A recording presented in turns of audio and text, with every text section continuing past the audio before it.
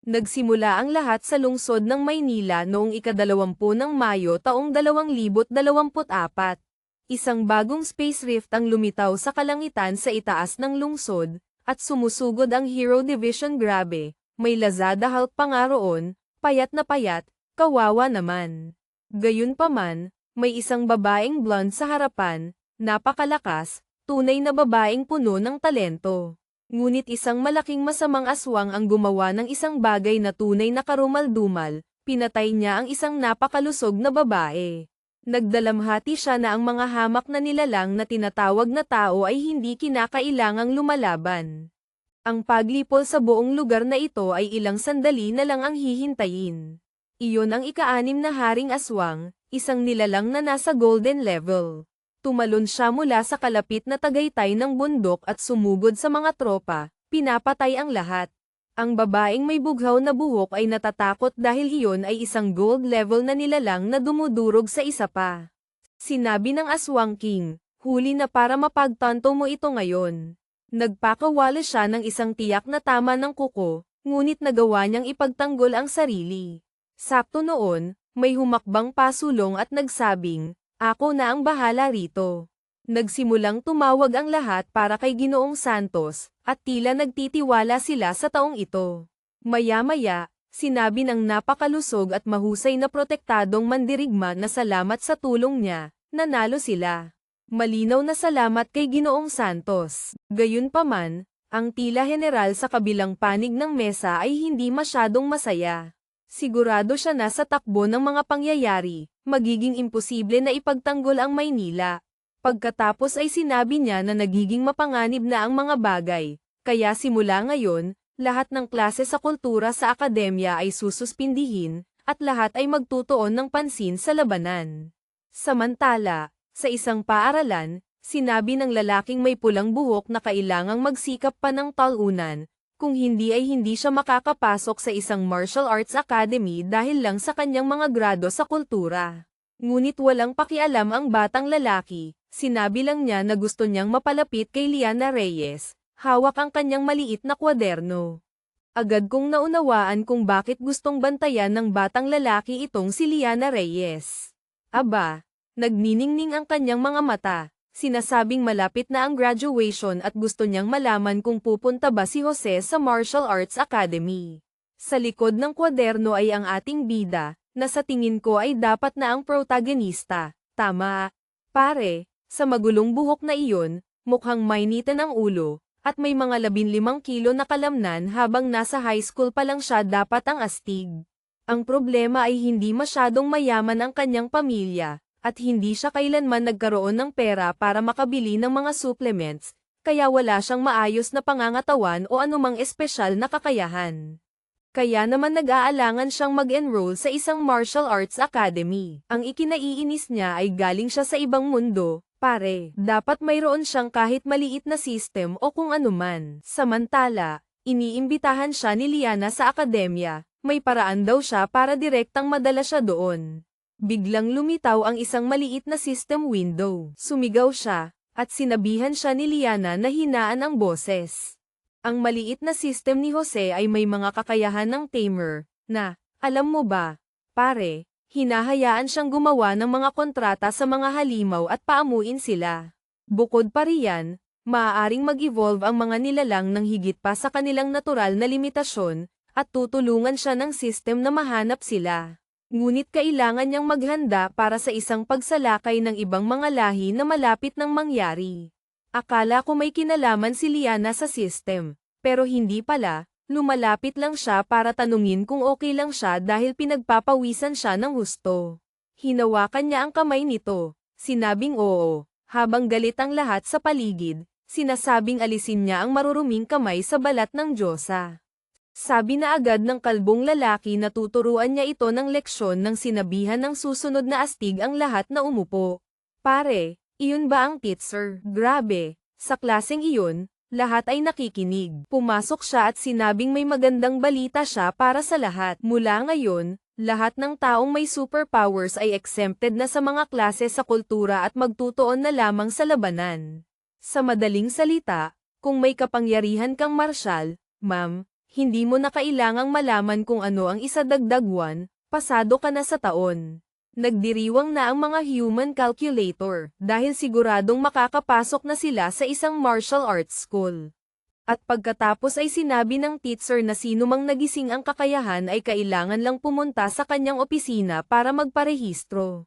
Si Munting Jose ay hindi pa rin sigurado, kakagising lang ng system, at paano kung mapahamak siya ng husto. Nakapaglakad ka na ba sa mga lansangan? Sinabi niya na 17 taon na siya sa mundong ito, at sa lugar na ito, noong 1906, biglang nagsimulang lumitaw ang mga portal sa langit. Pare, ang bersyon mo ng 1906 na ay may mga gusali at lahat na, medyo advanced, ha? Congrats! Ang galing ng sangkatauhan dito. Dahil doon, nagsimulang umulan ng mga halimaw, at may isa pa nga sa ibabaw ng isang galamay, sobrang delikado. Nagsimulang pumatay ng lahat ang nilalang, at sa hindi malamang dahilan, ang lalaking ito ay mas mukhang emoji kaysa tao, hawak ang kanyang patay na anak na babae. Sa loob ng 3 matinding buwan, ginamit ng hukbo ang lahat ng mayroon sila at nagawang patayin ang mga unang halimaw. At para maiwasan ang paglitaw ng marami pa, nagsimulang magpadala ang gobyerno ng mga suicide mission sa mga portal na iyon. Ang natagpuan nila sa kabilang panig ay mga lupaing tila walang katapusan. Dahil doon, nagsama-sama ang mga puwersang militar ng mundo upang lumikha ng mga base sa loob ng mga lugar na iyon.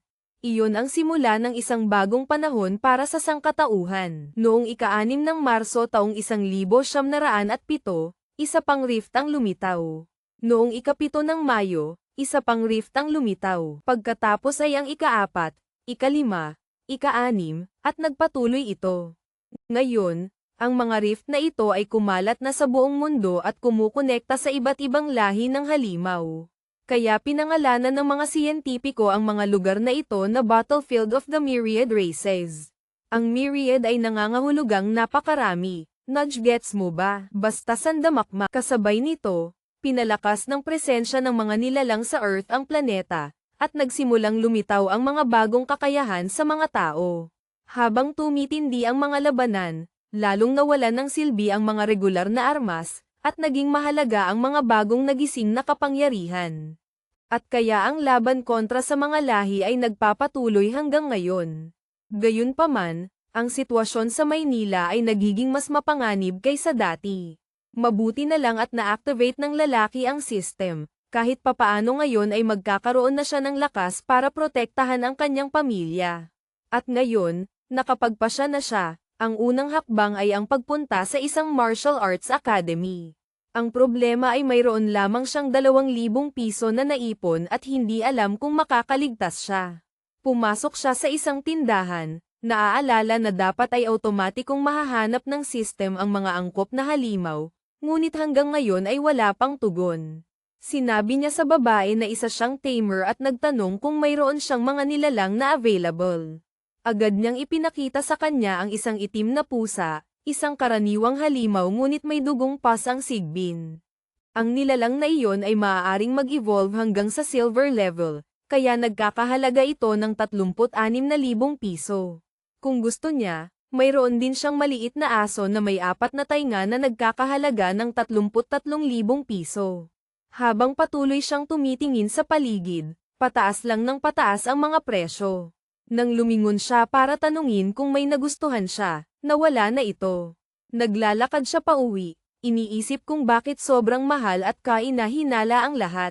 Dahil lang ba may dugo ng halimaw ang ilan sa mga ito kaya kailangang ganito kamahal? Pagkatapos ay umuwi siya at bumati sa lahat, at sakto sa sandaling iyon, lumitaw ang system window na nagsasabing paamuin niya ang isang maliit na pagong. Nahanap niya itong medyo kakaiba dahil alam niyang ang nag-iisang pagong sa paligid ay ang alaga ng kanyang tatay. Lumapit siya sa aquarium at nakita itong baluktot, mukhang isang may sakit na bagay na nakabaligtad. Paano makakatulong sa kanya sa martial arts ang isang ganoong nilalang? Ngunit walang ibang pagpipilian at dahil walang-wala sa pera, nagpasya na lang siya, sige na nga, pare. Pinindot ang tummy button. Napapalibutan ng maliit na gininto ang enerhiya ang pagong at pagkatapos ay napaamo. Ang lahat ng katangian nito ay nasa isa, maliban sa depensa, na nasa 3. Pare, kahit papaano mayroon itong kakayahang turtle defense. Gayunpaman, sinabi rin nito na may mga katangian ito ng isang sagradong pawikan at maaaring mag-evolve ng walang katapusan, na sa kalaunan ay magiging may kakayahang pumatay ng isang Diyos. Medyo nalilito siya roon, ngunit binubuhat na niya ito, sinasabing, ito mismo ang gusto ko.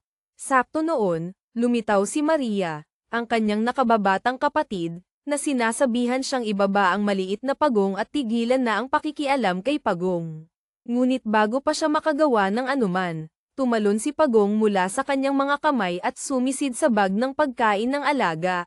Sinabihan niya itong huwag maging matako, habang gustong malaman ni Maria kung bakit ito sobrang gutom ngayon. Sigurado na si Jose na dapat itong may kaugnayan sa system at sa katotohanang maaari na itong mag-evolve ngayon. Makalipas ang kalahating oras, dumating sina nanay at tatay at sa ngalan ng Diyos, magkapareho ba sila ng pangalan? Mama Linda at Papa Leo. Okay, baka hindi ganoon kapareho. Pumasok sila na mukhang mga tulala dahil tumatakbo si Maria na may hawak na pagkain sa kanyang mga braso, desperada, habang si Pagong, ang maliit na pagong, ay humahabol sa kanya, nakalabas ang dila, gutom na gutom. Gustong malaman ng mga magulang kung kailan pa tumakbo ng ganoon ang pagong na iyon, at sinabi ni Jose na ipapaliwanag niya. Naging magulo ang buong bahay, at alam ni Jose na pinapahirapan niya ang buhay ng kanyang pamilya, na malinaw na hindi madali sa simula pa lang. Tatawagin kong pagong ang alagang ito dahil, magpakatotoo tayo, pare. Mahirap subaybayan ang mga pangalan. Nandoon siya na nalulungkot nang biglang sumabog ang isang malaking aura mula sa nilalang. Pare, sakto noon, sigurado siyang iyon na ang natutulog na lahi na gumigising sa loob nito. Kinabukasan, nagkomento siya na kumakain ng parang baliw si Pagong, ngunit mula noong pag-usbong ng lahing iyon, wala nang ibang nangyari. Bumalik siya sa parehong tindahan at sinubukang ialok ang Pagong. Tama. Pare, tutal, kinakain na ng maliit na demonyong iyon ang lahat. Narinig ng isang lalaki sa malapit ang tungkol sa isang exotic beast. Ang lalaki ang boss at sinabihan ang babae, yung tindera kanina, na tumabi, siya na ang bahala. Tinawag agad niya ang bata, si Jose, para kausapin at tinanong tungkol sa kalidad ng exotic beast. Hindi ko masyadong naintindihan. Naamoy ba ng lalaki ang isang bagay at nalaman agad kung exotic ang halimaw o hindi? Medyo nalilito ako dito, pero agad niyang napagtanto na mahalaga ito at tinanong kung magkano ang gusto ng bata para dito. Si Jose ay gustong ibenta ito sa halagang 100 piso sakto, halos hindi sapat para pambayad sa kinain ng nilalang. Nag-alok ang lalaki ng 1,000 piso, at si Jose ay napasigaw sa gulat sa presyo. Pero ininterpret ng lalaki ang sigaw na parang na-offend si Jose sa mababang tawad. Kaya humingi ng paumanhin ang lalaki at sinabing, sa totoo lang, sa ganoong kagandang kalidad, mag-aalok siya ng hindi bababa sa 10,000 piso. Si Jose ay napasigaw ng mas malakas pa, at tinaasan pa ng lalaki sa 15,000 piso, sinasabing iyon na ang pinakamataas na kaya niyang ibigay. Nagulat ang ating bida, wala siyang ideya na ganoon pala kamahal si Pagong. Hirap siyang itago ang kanyang ngiti at tinanggap ang deal. Nasa maliit na tasa ba yung halimaw o ano? Medyo nalilito pa rin ako kung nasaan talaga ang halimaw. Pero naglalakad na siya sa kalsada, at sabi ng lalaki na kung mayroon siyang magandang bagay ulit, dalhin niya lang pabalik. Pare, hindi ko talaga akalain na maibebenta niya ito. Akala ko may plot twist na parang konektado ang halimaw mo. Binigyan ko ng pangalang Pagong ang nilalang tapos naibenta 10 minuto lang ang lumipas. Ano ba yan, pare? Walang kwenta pala pangalan ko. Tapos, nakatanggap ang ating bida ng tawag mula sa teacher na nagsasabing lumabas na ang ilang resulta sa akademya. Naging curious siya, pero mukhang napuputol ang signal. Sakto noon, lumitaw ang system at sinabing may 3 masasamang tao na papalapit, nasa 10 metro ang layo, at dapat siyang mag-ingat. Paglingon niya, nakita niyang papalapit na nga ang mga lalaki. Sinabihan na agad ng ulo ng deodorant, ang bata na ibigay ang lahat kundi mabubugbog siya.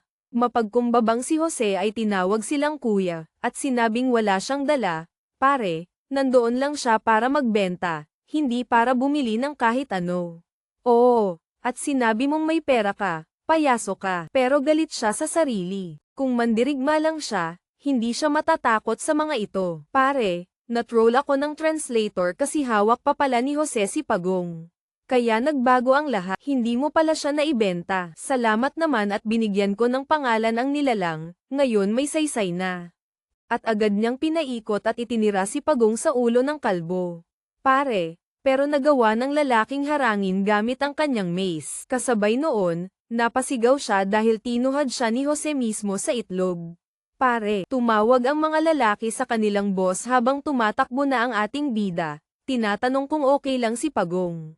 Susubukan na sana siyang bugbugin, pero mukhang kalmado ang bata habang hawak si Pagong.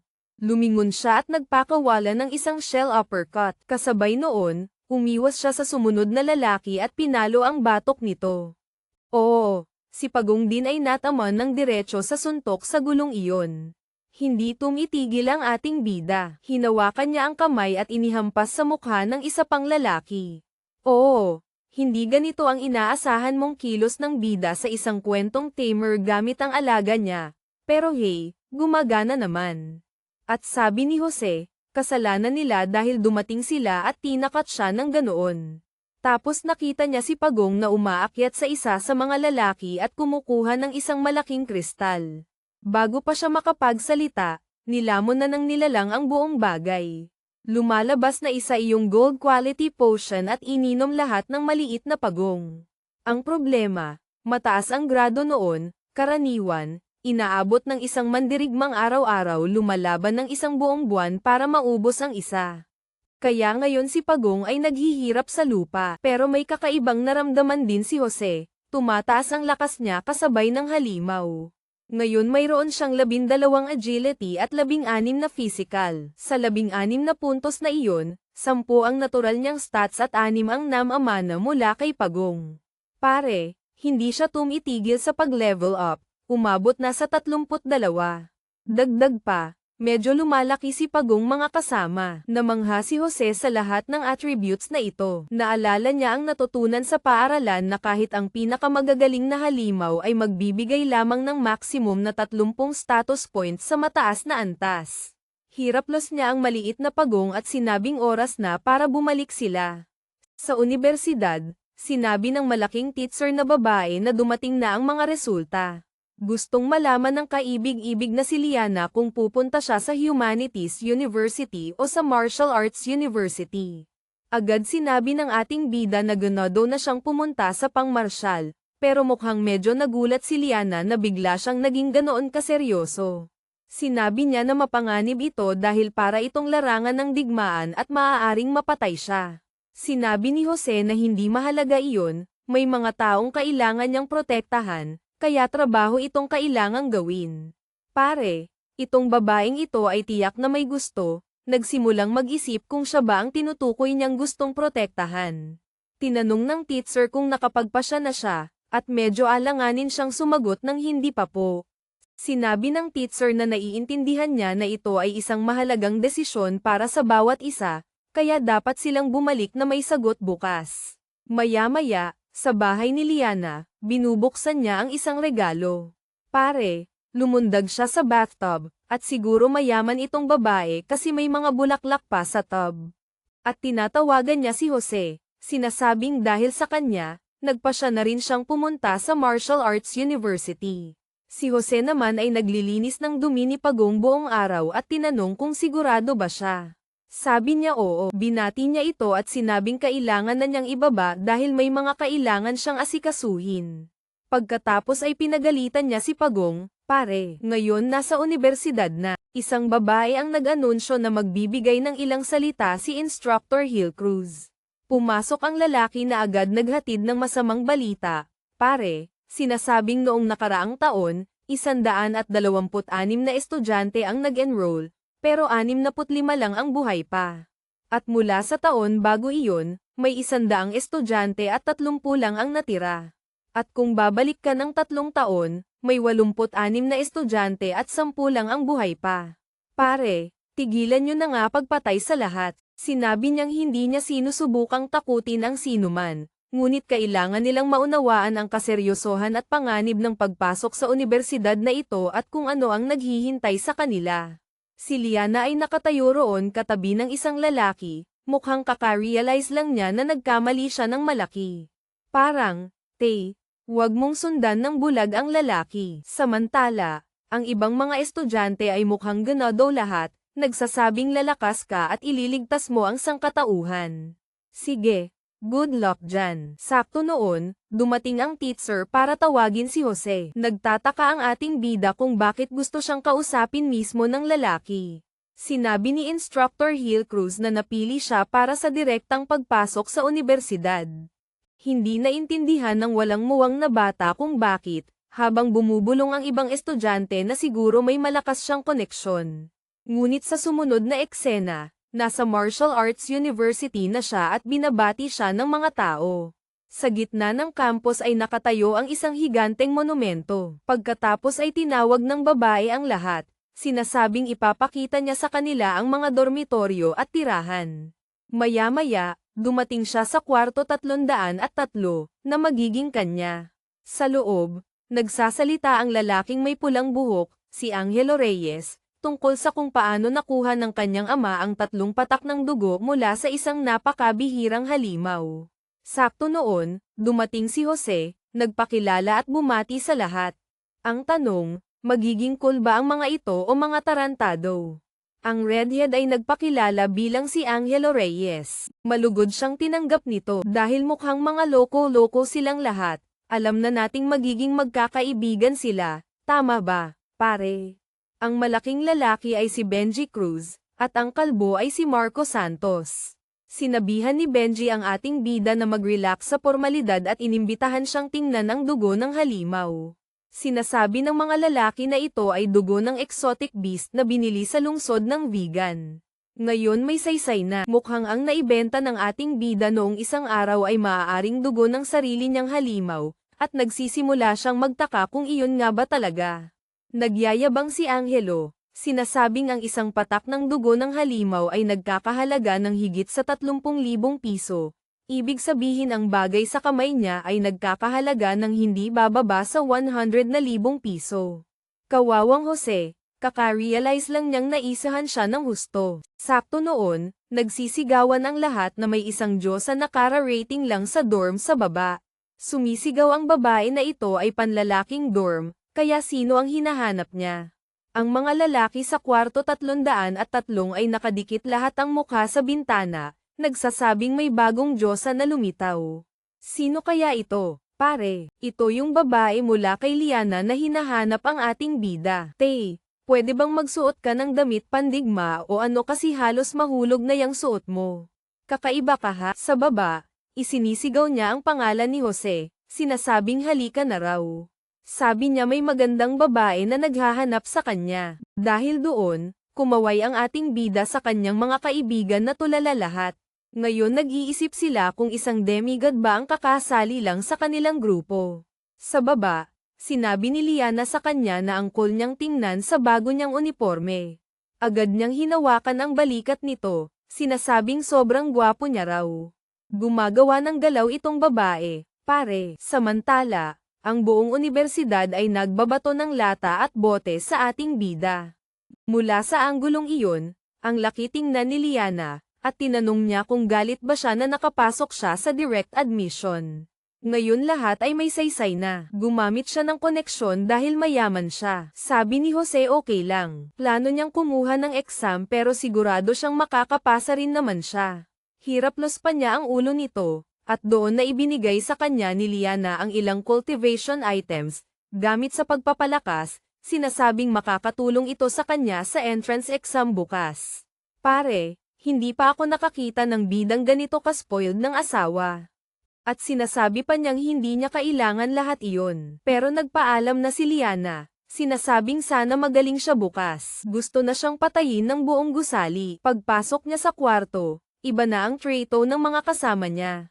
Pinaupo siya sa silya, sinimulang masahihin, sinasabing siya ay kahanga-hanga, tunay na pride ng dorm. Si Angelo ay dumiretso na sa punto. Sinasabing kung kaibigan niya ang Diyos ang iyon, sigurado may mga kaibigan din ito, at mas mabuting ipakilala niya silang lahat. Dahil ito ang unang araw nila bilang magkakapatid, lalabas sila para maghapunan ngayong gabi. Bago pa makatanggi si Jose, paalis na ang mga kasama niya, sinasabing hihintayin nila siya. Hinugot niya si Pagong mula sa bag at naisip na mga siraulo talaga ang mga ito. Pero na-curious siya kung ano ang dinala sa kanya ni Liana. Mayroong blood strengthening item, na perpekto na namang kainin ni Pagong. Maya-maya, iniisip niyang masyadong sosyal ang restaurant na ito, pero sabi ni Angelo, araw ito para magdiwang, lalo na't kakapasok lang nila sa Martial Arts University at nakakilala ng magagaling na kapatid. Ipinaliwanag ng ating bida na dati siyang kaklase ni Liana kaya magkaibigan sila.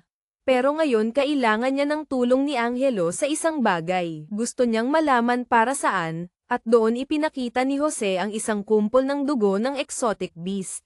Saan galing iyon? Sabi niya kailangan niya ng tulong para maibenta ito. Sigurado si Angelo na mas mataas ang ranggo nito kaysa sa hawak niya. Humanga ang lalaki, sinasabing hindi lang ito bihirang uri, kundi marami pa. Sinabi niya kay Jose na tutulungan niya ito. Ang problema lang, wala siyang kasanayan para husgahan ng maayos ang halaga nito. Tinawagan niya ang kanyang ama, na sumagot agad sa telepono na pinapagalitan siya. Tinatanong kung naubos na naman ba niya ang buong allowance niya. Pero sinubukan niyang ipaliwanag na hindi ganoon, sangkot siya sa seryosong bagay ngayon. Ang kaibigan niya ay may 7 patak ng napakabihirang dugo ng halimaw at gustong ibenta, pero kailangan niya ng tulong ng ama para ma-appraise ito. Nagulat ang ama nang marinig ang 7 patak ng isang bagay na mas bihira pa kaysa sa alam niya at tinanong kung sigurado ba siya. Nang makumpirma ng bata, agad na humingi ng address ang ama. Pare, 1 oras lang ang lumipas, dumating ang ama kasama ang isang matandang lalaki para sa pagsusuri, na nagsabing sa isang sulyap pa lang, sigurado na siyang ito ay isang napakapinong dugo ng halimaw. Ang isang patak nito ay maaaring gamitin para gumawa ng isang dekalidad na tableta. Tinanong ng ama kung hindi ba nag-e-exaggerate ang matanda, ngunit iginiit ng nakatatanda na hindi. Gamit niya ang pinakamahusay na instrumento at may karanasan siya, malaki ang halaga nito.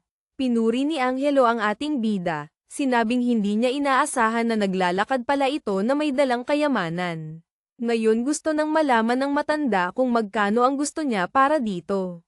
Sinabi ni Jose na alam niyang wala itong takdang presyo at ang kailangan lang talaga niya ay mga tableta at elixir para lumakas. Sinabi ng ama ni Angelo, si G. Reyes, na dahil kaibigan siya ng anak niya, hindi niya ito lolokohin. Kukunin niya ang 7 patak at kapalit nito ay bibigyan siya ng 14 na bote ng isang malakas na key enhancer, pampalakas ng enerhiya. Dagdag pa, kung gusto ni Jose, maaari pa siyang sumali sa pamilyang Reyes at sa hinaharap, maaari silang mag-supply ng mas maraming resources para sa kanyang cultivation, pagsasanay, pagpapalakas, kung kailangan. Ngunit si Jose ay hindi natinag, tumanggi lang siya, sinabing okay na siya at hindi interesadong sumali sa anumang grupo. Pinilit pa rin siya ng ama ni Angelo, G. Reyes, nang biglang may sumigaw sa kwarto na ayaw niya raw. Si Liana pala, suot ang damit na mas maganda pa kaysa sa huli niyang suot, sinasabing hindi siya sasali sa kahit anong ibang pamilya. Tinanong pa ng napakalakas na dilag kung hindi ba nila siya narinig ng maayos. Nagtaka ang lahat sa kwarto, hindi sigurado kung ano ang ginagawa niya roon. Pagkatapos ay may binulong ang matandang kasama ni G. Reyes sa kanya isang bagay na hindi natin narinig, pero bigla na lang pinagpawisan ng malamig si G. Reyes. Sa isang iglap, nagbago ang tono niya at sinabing hindi lang pagkakaunawaan ang lahat, magkaibigan lang naman daw si Jose at ang anak niya. Gayunpaman, hindi pinansin ni Liana si G. Reyes at dumiretso sa ating bida, tinatanong kung gusto niyang sabay na silang bumalik sa eskwelahan. Sabi lang ni Jose, sige, at sa susunod na sandali, hinihila na siya nito paalis habang kumakawi siya sa mga kasama. Kawawang Angelo, muntik na niyang tawagin si Liana na Diyosa at sabihing sasama rin siya, pero sinabihan siya ng kanyang ama na mas mabuti pang umuwi na siya. Sinabihan din niya ang anak na makipagkaibigan kay Jose dahil ang kinabukasan ng pamilyang Reyes ay nakasalalay sa kanya. At saka, magiging matalino kung magiging magalang siya kay Liana at lumayo rito ng husto. Makalipas ang 2 araw, dumating na rin ang araw ng entrance training ng unibersidad, at tila ang unang sesyon pa lang nila ay labanan na agad ng mga halimaw. Pare, ngayon naiintindihan na natin kung bakit namamatay lahat. Grabe. Ipinapadala agad ang mga bata sa labanan sa unang araw pa lang.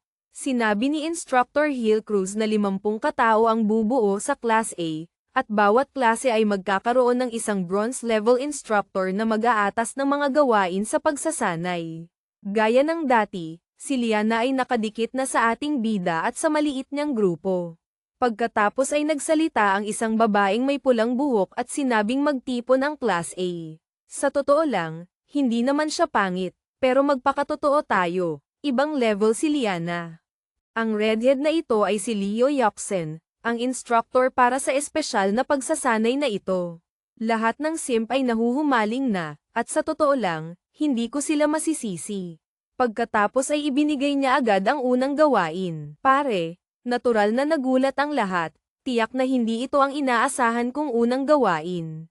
Pero sinabi lang niya na dapat nasa teleport station sila bukas ng 8 AM, at mas mabuting magdala sila ng kanilang testamento, will. Sinabi ni Liana na may plano siya at sa ngayon ay babalik muna siya sa dorm. Nagpaalam siya at sinabing mag-uusap sila bukas. Pagbalik sa dorm, sinabi ng mga kasama niya na dahil walang gagawin, dapat magsaya sila. Pero sabi ni Jose, abala siya ngayon, sila na lang ang umalis. Pagkatapos ay tinapak-tapik ni Angelo si Pagong, sinasabing kakaiba ang pagong niyang ito, ang tigas-tigas daw ng shell. Hindi masyadong sumagot ang ating bida, kaya nagpaalam na ang mga kaibigan niya. Pagkaalis nila, naglabas siya ng ilang elixir para aipakin kay Pagong. Dahil doon, patuloy na tumaas ang ranggo ng kanyang alaga, kasabay nito, Nagel level up din siya. Na-unlock pa niya ang isang bagong skill, Heavy Strike, malakas na tama. Nangangailangan ito ng enerhiya para makapagpakawala ng mas malakas na tama. Sa totoo lang, walang masyadong kakaiba. Pero ang mahalaga, habang Nagel level up si Pagong, mas maraming stats itong nakukuha, at mas maraming stats ang namamana ng ating bida. Excited na siyang makita kung ano ang magiging performance niya sa battlefield. Dumating ang kinabukasan, at isang pulutong ang nagtipon sa harap ng mga portal. Na-activate ang mga una, at pumasok na ang grupo ng protagonista. Sinabihan ni Liana si Jose na mag-ingat, napakadelikado raw ng lugar na ito. Pero sinabi niya ritong huwag mag-alala, sigurado siyang magiging maayos ang lahat. At dahil doon, humakbang sila sa portal. Sa kabilang panig, natagpuan nila ang kanilang sarili sa isang malaking base militar. Lahat ay nakangiti hanggang sa may sumigaw na tumahimik sila. Sinalubong ni Leo Yoxen si Commander Lito at sinabing, lahat dito ay mga baguhan. Nagpakilala ang lalaki bilang commander ng Base F-269 at sinabing wala siyang pakialam kung estudyante ka, instructor, o kara rating lang sa lugar na ito, lahat ay susunod sa kanyang mga utos. Medyo mayabang si Angelo, sinasabing akala mo kung sino itong lalaki. Pero sinabi ni Jose na huwag magbiro, may malaking peklat sa mukha ang lalaking ito at malamang maraming karanasan sa labanan. Pagkatapos ay nakuha nila ang kanilang unang misyon, pumunta sa battlefield at linisin ang lahat. Pare, sabihin mong mukhang hindi napapansin ng mga estudyanteng ito, pero ang dahilan kung bakit namamatay lahat sa eskwelahan ay sobrang halata. Ipinaliwanag ng commander na kailangan nilang pumatay ng mga Shadow Cat para makakuha ng merit points. Magagamit ang mga puntos na ito sa tindahan ng unibersidad para lalo pang lumakas. Mukhang ganado ang lahat sa ideyang ito ng pag-farm at pag-level up. Umalis si Leo Yoxen, sinasabing laging masayang makita ang mga kabataang sabik sa aksyon. Lahat ay ganado, pati si Jose, pero may masama siyang kutob na malapit ng magbago. Papunta sa combat zone, nagsimula silang makadaan sa mga taong putol ang mga paa, walang mata, at iba pa. At mukhang ang pinakamasaklap ay lahat sila nasugatan ng mga Shadow Cat, na di umano'y pinakamahihinang nilalang. Oo, Medyo hardcore ang mundong ito, ha? Nakaset sa maximum difficulty ang lugar na ito. Pare, sinabihan ni Yaksen ang lahat na tumahimik at sumunod sa kanya. Pagkatapos ay lumingon si Liana sa mga lalaki at sinabing gusto niyang nasa tabi niya lang si Jose, nakadikit sa kanya, dahil walang pwedeng mangyari dito. Isang lalaking nakatayo sa itaas ng gate ang nag-anunsyo na nakapatay sila ng 35 nilalang ngayon at susunod na sila sa utos ng kapitan. Iniutos niyang buksan ang mga gate, at sinabihan ni Yaksen ang lahat na maghanda. Si Lito mismo ang mangguna sa kanila, na isang napakabihirang pagkakataon. Ang unibersidad na ito ay nagsisimula ng magmukhang isang military draft para sa mga frontline. Sa labas, gulo na agad may mga lobo, mga tangke na nagpapaputok, at isang ganap na labanan. Isa sa mga lalaki ang lumingon para batiin si Lito, pero sinabi ng kapitan na laktawan na ang formalidad at sumunod na lang sa isang squad na kasalukuyang nagsasanay. Ipinaliwanag ni Yaksen na nasa Zone F-269 sila at papasok sila sa isang lugar kung saan nalinis na ang lahat. Ang misyon nila ay kunin ang mga Beast Core mula sa mga nilalang na napatay na. Tinanong niya kung handa na sila, at sumigaw silang lahat, "Handa na kami, Kapitan."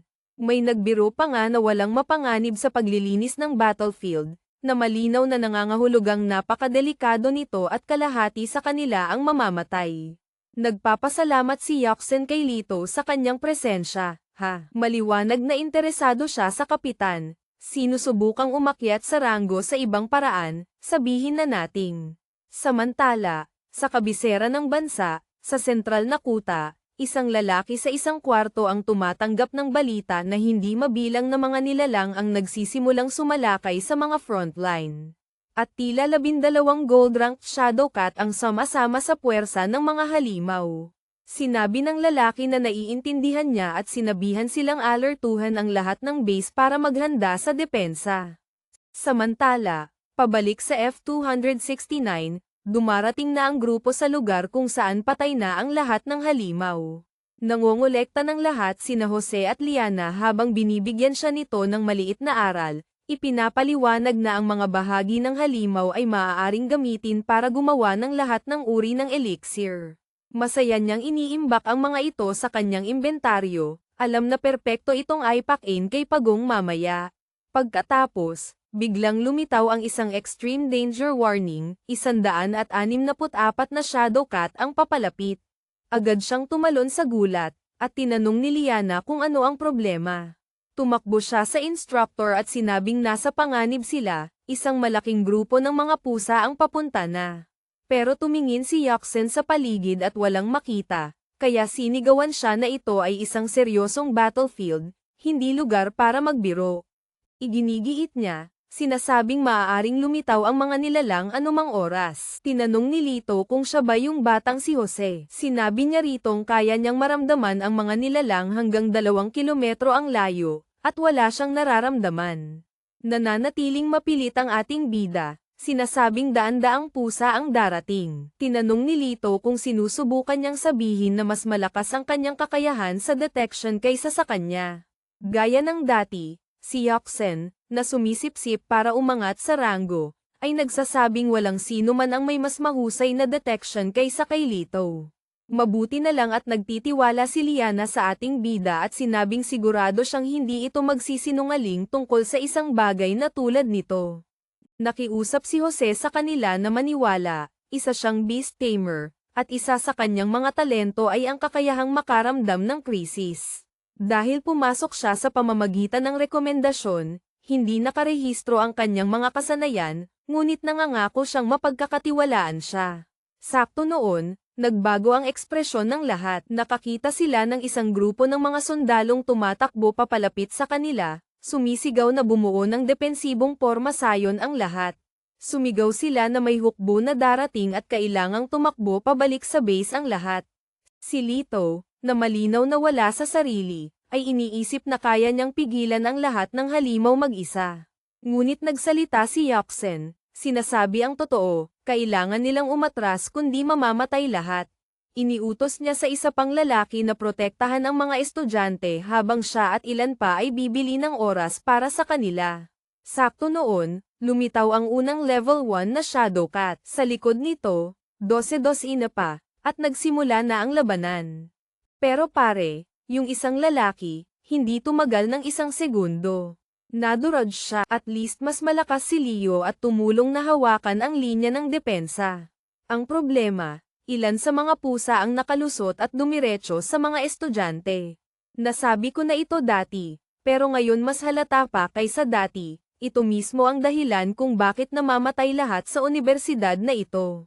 Nasa likod sila ng isang harang, pero sigurado akong hindi ito sapat. Biglang dalawang asul na bulalakaw ang bumagsak sa mga nilalang. Isang archer na nagngangalang Gina Marasigan at isang maskuladong lalaki na nagngangalang Luis Valdez ang dumating. Mukhang nakahinga ng maluwag si Yaksen, sinasabing nakatanggap sila ng matibay na reinforcements. Gayunpaman, may napansin si Jose na kakaiba. Lahat ay humahanga sa pagdating ni Gina, ang archer, pero may isang lalaki na literal na nilalamon ng isang kuting sa lupa. Biglang tinakpan ng lahat ang kanilang mga tainga. Isang tunog ang umalingaw-ngaw mula sa kagubatan. Mula sa pagitan ng mga puno, isang anino ang papalapit. Ito ang haring pusa. Pare, isang gold rank na halimaw. Natakot si Lito. Nagtataka kung bakit lumilitaw dito ang isang nilalang na ganoong antas. Alam niyang kailangan niyang lumaban, ito lang ang pagkakataon nila. Pero alam na ni Yaksen na lagot na sila. Sa isang iglap, humarurot ang halimaw at pinatalsik ang Diyos ang archer. Desperadong nagsimulang magpaputok ang lahat, ngunit sumulong muli ang halimaw, ngayon diretso kay Lito. At pagkatapos, may tumama dito, isang malinis na tama mismo sa pisngi. Si Pagong pala, na nasummon. Nalito ang lahat, pero si Angelo, syempre, nakilala ito agad. Humakbang pasulong si Jose, napagtanto kung gaano kakaiba ang pagdating ni Pagong, at pagkatapos ay nagpakilala bilang isang beast tamer at sinabing si Pagong ay kanyang nilalang. Ang plano, pigilan ng lahat ang ibang mga nilalang habang sinusubukan niyang tapusin ang hari. Naging emosyonal si Liana nang makita ang maliit na alaga ng ating bida na kumikilos, at pare, kumpiyansa ang ating bida. Ipinadala niya si Pagong diretso sa front lines ng mag-isa. Hindi inaasahan ni Lito na may ganoong kalakas na alaga ang bata. Nagbigay ng utos si Yaksen na samantalahin ng lahat ang distraksyon at linisin ang ibang mga halimaw. Pagkatapos ay tulungan ang bata. Ang problema, mabilis na napinid si Pagong sa lupa. Ngunit ang hindi inaasahan ni Lito ay, pare, hindi lang ito basta Pagong. Sumugod ang hari para sa isang malinis na atake sa shell, pero naputulan lang siya ng kuko. Sumubsob siya sa lupa, hindi makapaniwala. Natigilan si Lito, walang normal na halimaw ang dapat makatiis ng ganoong tama. Ngunit sa gitna ng kaguluhan, nakakita siya ng pagkakataon na tamaan ang kahinaan ng halimaw. Tumalon siya sa halimaw, alam niyang ang kahinaan nito ay ang tiyan. Habang na-distract ang nilalang kay Pagong, nagpakawala siya ng isang malinis na tama sa likod nito. Umungol sa sakit ang halimaw, ngunit mabilis siyang pinatalsik muli palayo sa buong lugar. Ganado pa rin ang lalaki. Tumayo siya at sumugod ulit. Samantala, sinabi ni Jose kay Pagong na oras na para sa finishing move. Hindi sigurado ang mga tao kung ano ang ibig niyang sabihin, pero base sa bilis ng kilos niya, alam mo na kung ano ang susunod, tama. Sinipa niya ang Pagong sa gitnang-gitna, diretso sa tadyang ng haring pusa. Natulala si Lito, nataman niya ang eksaktong kahinaan ng halimaw. Sinubukang tumayo muli ng hari, ngunit nanginginig na parang pansit ang mga binti nito. Nagsimulang magdiwang at mag-relax ang lahat dahil sa wakas, patay na ang haring daga, haring pusa. At si Liana, pare, sumugod siya para sa isang nakamamatay na atake ng yakap sa kanyang mahal. Mapanganib na galaw. Namangha ang lahat, pinupuri siya, sinasabing kahanga-hanga raw. May nagsabi pa nga na gusto nila ng ganoong Pagong. Ngunit na-distract si Jose. Hindi niya napansin na kinuha ni Pagong ang gintong kristal ng hari. Bago pa siya makapagsalita, nilamon na ito ng maliit na alaga, at biglang nagbago ang kalangitan. Pabalik sa base ng operasyon, na-detect nila ang isang napakalaking bagong bugso ng mga nilalang na papalapit. Sinabi ng lalaking nakasot na kamatis, si Juan, sa general na kailangan nilang magpadala agad ng reinforcement sa rehiyong iyon. Mayroon silang hindi hihigit sa 20 minuto, kundi mamamatay lahat ng nandoon. Nataranta ang general, kung mawala ang frontline na iyon, maaaring bumagsak ang buong lungsod. Pagkatapos, sa kalangitan, isang mata ang lumitaw, sinasabing hanggal ang lahi ng tao. Bumaba ito sa bangkay ng hari at idineklara na mapaparusahan sila sa pagpatay sa kanyang anak. Ang katawan ng halimaw ay natupok, at lahat ay natigilan sa pagkalito. Muli, nakatanggap si Jose ng isang warning window ng matinding panganib, at pagkatapos ay lumitaw ang nilalang, isang pinaghalong pusa, tigre, kambing, at dragon. Oo, nasa bagay na ito ang lahat, pare. Isa itong gold rank na halimaw na may berserker abilities. Nagsisubsob sa lupa ang mga tao, umiiyak na gusto nang umuwi.